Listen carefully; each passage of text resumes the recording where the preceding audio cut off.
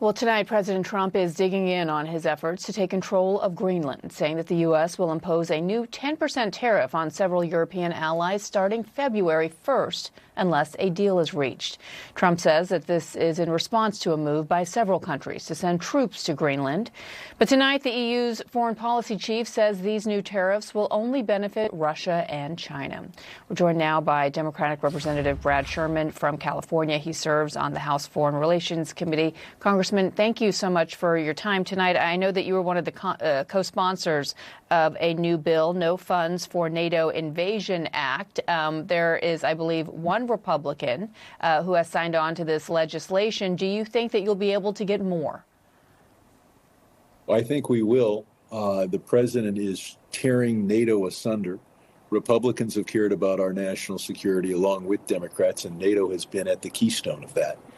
And this 10% tariff does nothing but hurt the American people. It's not part of a strategy to improve our exports or improve our economy. It's part of a strategy to rip NATO up and deliver for Putin. I can't think of a worse policy, although Trump may be able to come up with a worse one tomorrow.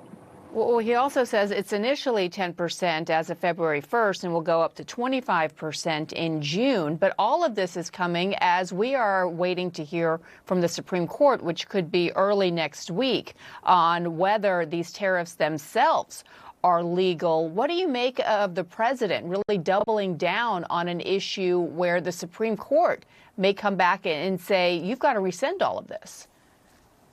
I'm hoping very much that the Supreme Court will rule our way.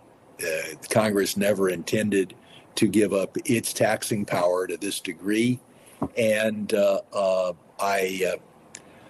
my fear is that the president will look at one of the other vague statutes and try to use tariff power there if the Supreme Court blocks him from what he's doing now.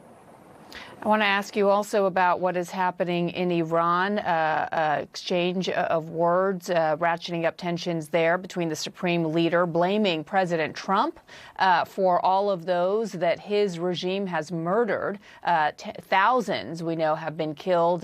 Tens of thousands have been injured and arrested over the past 2 weeks. The president then responding this morning saying that that country needs to have new leadership. This is more assets.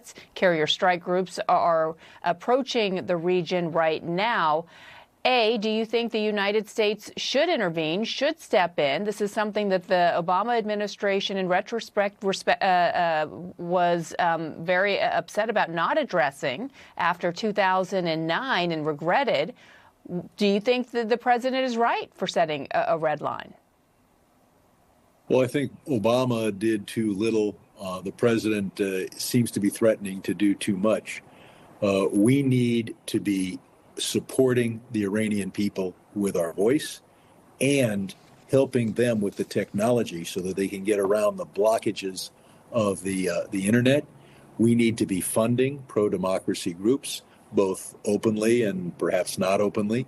But ultimately, the demise of this regime is the work of the Iranian people. I'm not sure that an American military attack would be helpful. It would certainly cause some Iranians to rally behind their leaders in a fit of patriotism. But ultimately, this regime has got to go. It was certainly never elected. It's just done a terrible job for the Iranian people. And I look forward to democracy in Iran, something I've been working on for 30 years. So when you talk about other options, there are non-kinetic options as well that experts have said that the president could use, especially in the short term, that could really be beneficial to Iranians there. And that is restoring internet access and tearing down really the curtain, the Iron Curtain there, where we have no access to get any sort of information from people there as they are cut off from the internet. What can the U.S. do? What should the U.S. be doing to do just that? Well, Trump pulled the plug on Radio Farda, on our broadcasting television, satellite, radio into Iran. That was a mistake. Not that Radio Farda couldn't have done a better job. It deserved to be reformed. But we need to get the truth to the Iranian people. The truth is more powerful than our aircraft carriers. Getting the Iranian people to understand what's happening and what's happening in each city in Iran is just critically important. And it's a shame that our broadcasting resources were dismantled. Would you support cyber operations? I support cyber operations to get information into Iran and to help them get information back to us. I think that there ought to be a freedom of expression in Iran. The Iranian government tries to prevent it, and we should open it up technologically.